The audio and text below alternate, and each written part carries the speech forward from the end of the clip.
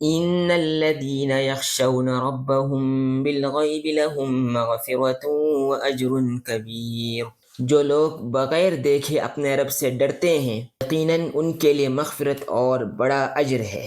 وہ لوگوں کی نگاہ سے دور اور محفوظ رہتے ہیں، لیکن وہ اچھی طرح جانتے ہیں کہ اللہ انہیں دیکھ رہا ہے۔ وہ حرام کام پر قدرت رکھتے ہوئے اس کو چھوڑ دیتے ہیں، تمام وسائل کے ہونے کے باوجود بھی اپنی نفسانی خواہشات کو دبا دیتے ہیں اللہ کے لیے۔ تمام سہولتوں اور آسانیوں کے باوجود بھی اللہ کی نافرمانی کے کام سے بچ جاتے ہیں۔ وہ لوگ نفسانی خواہشات کو اس لیے نہیں دباتے کہ انہیں پسند نہیں ہے، حرام مال کے قریب اس لیے نہیں جاتے کہ انہیں پسند نہیں ہے، بلکہ وہ صرف اور صرف اللہ کے لیے چھوڑ دیتے ہیں۔